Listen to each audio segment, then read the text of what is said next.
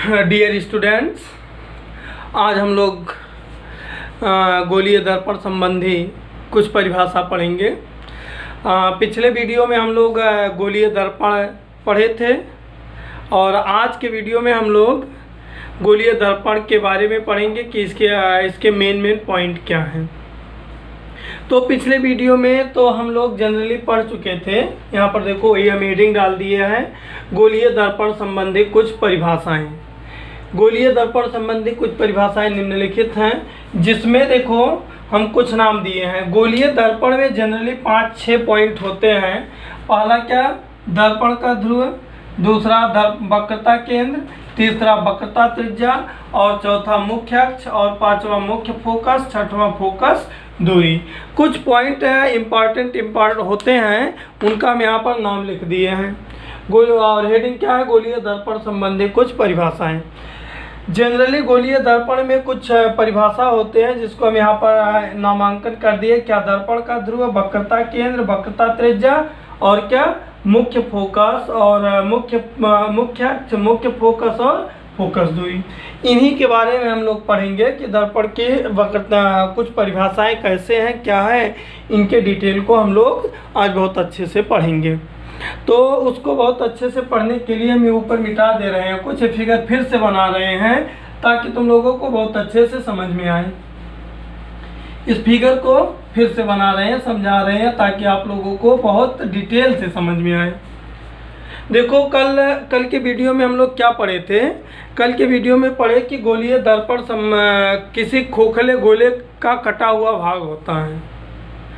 कल के वीडियो में हम लोग पढ़े कि गोलीय दर्पण किसी कांच के खोखले गोले का कटा हुआ क्या होता है, भाग होता है।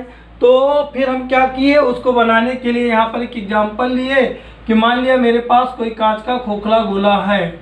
हमने मान लिया कि मेरे पास कोई कांच का खोखला गोला है, ये है, और ये कांच के खोखले गोले का कटा हुआ भाग है। तो बहुत ध्यान से देखो, ये जो लाइन खींच दिए हैं, इसको हमने ऐसा माना कि ये किसी कांच के खोखले गोले का कटा हुआ भाग है। यदि हम इसके, अब यहाँ पर देखो, कल की थ्योरी को इसमें कम मिलाओ, कल की थ्योरी को मेंटेन करने के बाद इसमें क्या मिलता है। यदि हम इसके उत्तल पृष्ठ को पॉलिश कर दें, यदि हम इसके उत्तल पृष्ठ को पॉलिश कर दें तो ये क्या बन जाता है। यदि हम इसके उत्तल पृष्ठ को पॉलिश कर दें तो यह अवतल दर्पण बन जाता है। ये जो M1 M2 है ना, इसे दर्पण का द्वारक कहते हैं। इसे क्या कहते हैं, दर्पण का द्वारक कहते हैं। और जब हम इसके उत्तल वाले पृष्ठ को पॉलिश कर देते हैं तो ये कौन सा दर्पण बन जाता है, पहले ये देखो, तब यह अवतल दर्पण बन जाता है। यानी इस दर्पण का नाम क्या है, अवतल दर्पण। नाम क्या है, अवतल दर्पण। अब आगे ध्यान दो, यह अवतल दर्पण है। अब यहाँ देखो, एक हेडिंग लिखा है, दर्पण का ध्रुव। दर्पण का क्या, ध्रुव। अब फिगर बनाते हैं और समझते हैं साथ में, चलो। हेडिंग क्या है, दर्पण का ध्रुव। ये जो दर्पण का, इसको जो ये हम बताए ना, ये दर्पण का द्वारक कहलाता है, या इसी को दूसरे हम अपने इस हेडिंग में लिखे हैं परावर्तक तल। क्या नाम दिए हैं, परावर्तक तल। तो ये जो दर्पण का परावर्तक तल M1 M2 है, इसका बीच का एकदम मिड पॉइंट कोई होता होगा, कुछ होता होगा। जैसे ये द्वारक है तो इसका मान लो ये मध्य बिंदु है, तो ये जो दर्पण का मध्य बिंदु होता है, इसी को, ये जो दर्पण के द्वारक का मध्य बिंदु होता है, इसी को हम ध्रुव बोलते हैं।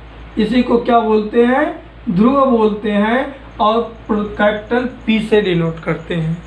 किससे डिनोट करते हैं, कैपिटल P से। अब आगे ध्यान दो, इसको फिर से हम समझा रहे हैं। दर्पण के परावर्तक तल के मध्य बिंदु को दर्पण का ध्रुव कहते हैं, इसे कैपिटल P से प्रदर्शित करते हैं। कोई डाउट। ये जो दर्पण है, इस दर्पण के द्वारक का कोई मध्य बिंदु होगा, और जो दर्पण के द्वारक का मध्य बिंदु होता है, उसी को हम क्या बोलते हैं, क्या बोलते हैं, दर्पण का ध्रुव। क्या बोलते हैं, दर्पण का ध्रुव। और प्रदर्शित किससे करते हैं, कैपिटल P से। देखो, यही चीज़ यहाँ पर लिखा है, गोलीय दर्पण के परावर्तक तल के मध्य बिंदु को, यहाँ देखो, गोलीय दर्पण के परावर्तक तल के मध्य बिंदु को दर्पण का ध्रुव कहते हैं। इसे कैपिटल P से प्रदर्शित करते हैं। आगे फिर देखो, आगे क्या है, अगला हेडिंग क्या है, दर्पण का वक्रता केंद्र। दर्पण का क्या, वक्रता केंद्र। अब इसको समझने के लिए फिर पीछे चले जाओ।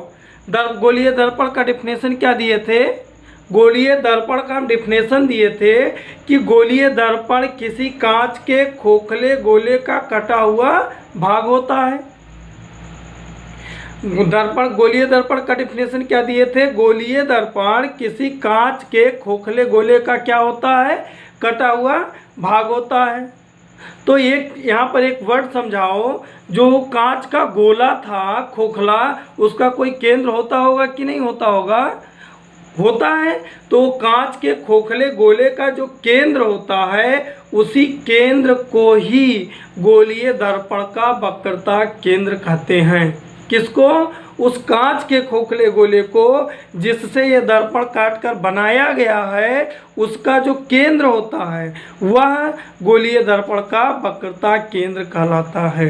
अर्थात ये जो गोला है, इसका जो केंद्र होगा उसको हम C से प्रदर्शित करते हैं, और उसी केंद्र को हम क्या नाम देते हैं, वक्रता केंद्र। इसका नाम क्या देंगे, वक्रता केंद्र।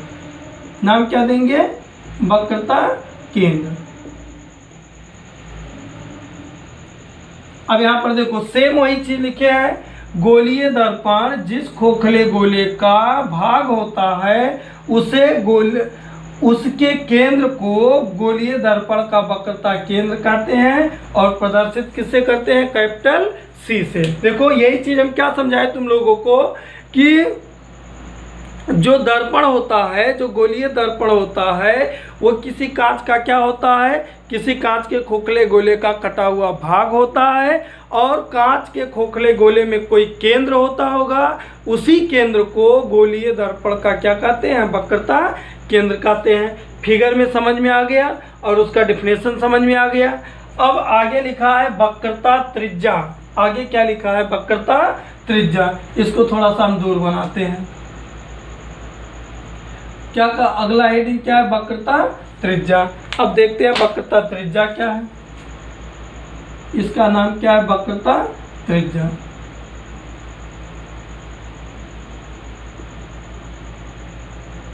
अब आगे ध्यान दो, आगे क्या लिखा है, वक्रता त्रिज्या। C से P के बीच की जो दूरी होती है, C से P के बीच की जो दूरी होती है, उसी को हम वक्रता त्रिज्या कहते हैं, और इसे कैपिटल R से डिनोट करते हैं। इसी दूरी को हम वक्रता त्रिज्या बोलते हैं। क्या बोलते हैं, वक्रता त्रिज्या। यहाँ पर देखो डिफिनेशन में लिखा है, ये तो वक्रता त्रिज्या बहुत आसान है। वक्रता केंद्र से ध्रुव के बीच की दूरी, दर्पण के वक्रता केंद्र C से कहाँ की दूरी, ध्रुव के बीच की दूरी को क्या कहते हैं, वक्रता त्रिज्या कहते हैं। प्रदर्शित किससे करते हैं, कैपिटल, किससे प्रदर्शित करते हैं, कैपिटल R से प्रदर्शित करते हैं। वही चीज यहाँ पर देखो लिखा है, दर्पण के वक्रता केंद्र। यहाँ पर ध्यान दो, दर्पण के वक्रता केंद्र से ध्रुव तक की दूरी को, देखो दर्पण के वक्रता केंद्र से ध्रुव तक की दूरी को वक्रता त्रिज्या कहते हैं, और इसे प्रदर्शित किससे कहते हैं, कैपिटल R से। फिगर्स में समझ में आ गया। अब यहाँ पर ध्यान दो, हम अब तक आप लोगों को 3 डिफिनेशन बता चुके, दर्पण का ध्रुव, दर्पण का वक्रता केंद्र और दर्पण की वक्रता त्रिज्या। दर्पण का ध्रुव क्या होता है, दर्पण का ध्रुव वो जो गोलीय दर्पण का परावर्तक तल होता है, जिसे हम दर्पण का द्वारक बोलते हैं, ये दर्पण के द्वारक के मध्य बिंदु को क्या कहते हैं, दर्पण का ध्रुव कहते हैं, और प्रदर्शित किससे करते हैं, कैपिटल P से। दूसरा कॉन्सेप्ट क्या होता है, वक्रता केंद्र। वक्रता केंद्र क्या होता है, इसको समझो। दर्पण जो होता है, गोलीय दर्पण जो होता है, वो क्या होता है, किसी कांच के खोखले गोले का कटा हुआ भाग होता है।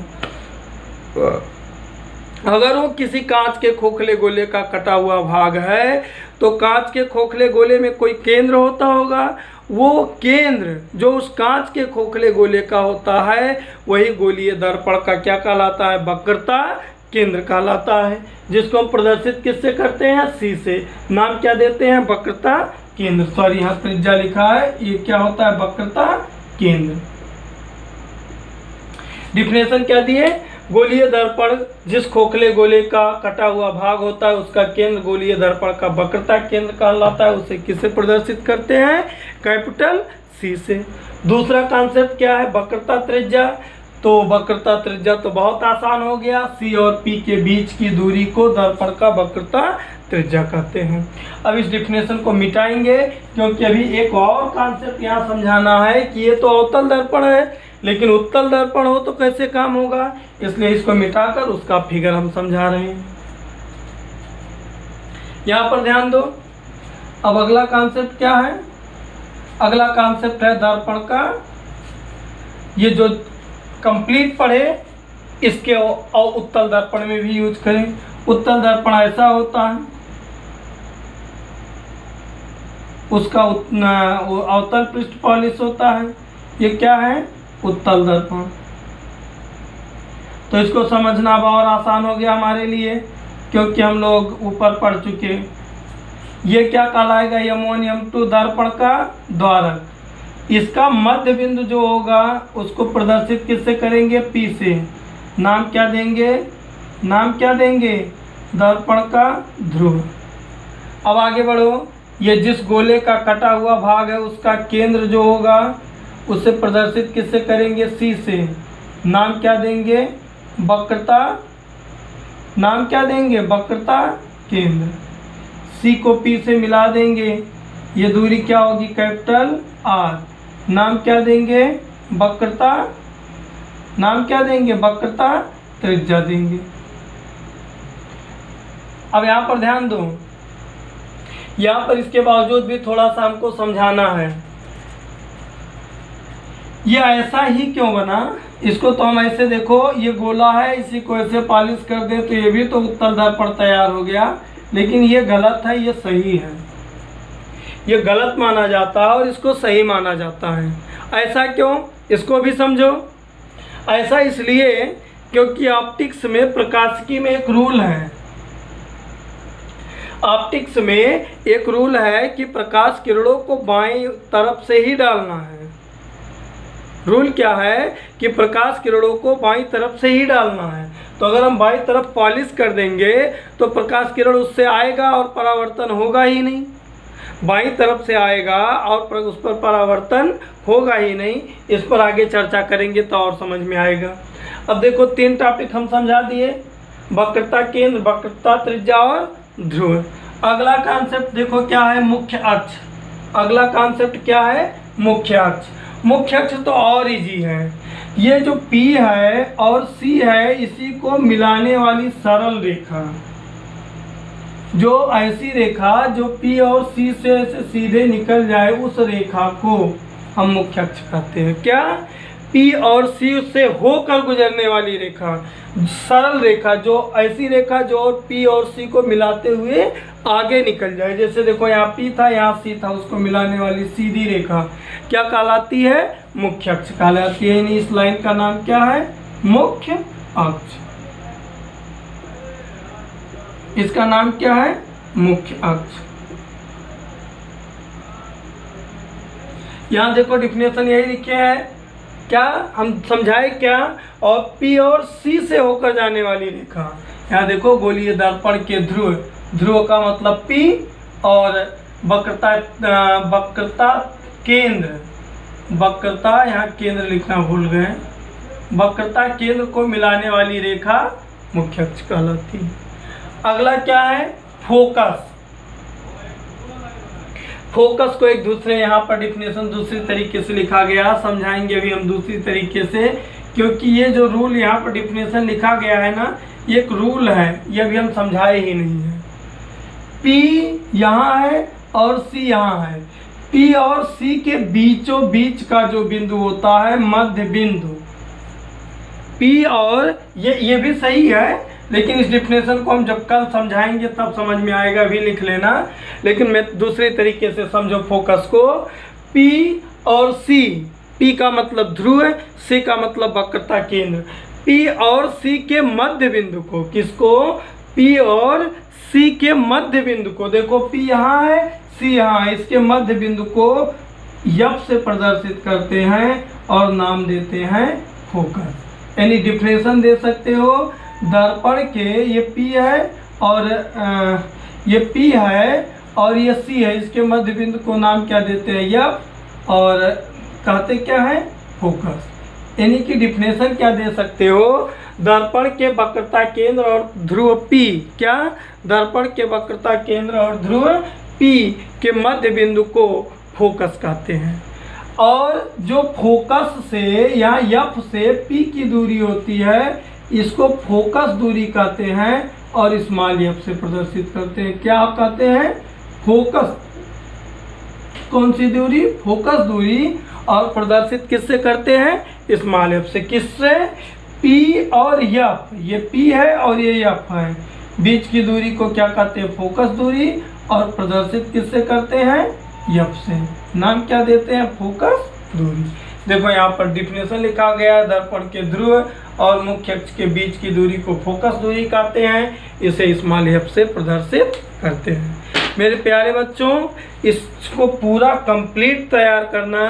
अब हम आगे कल आप लोगों को प्रतिबिंब बताएंगे और प्रतिबिंब बताने के बाद अब उत्तल दर्पण और अवतल दर्पण से परावर्तन के नियम को समझाएंगे और लिखाएंगे। इसका शॉर्ट नोट बनाना और इसको कम्प्लीटली तैयार रखना। धन्यवाद।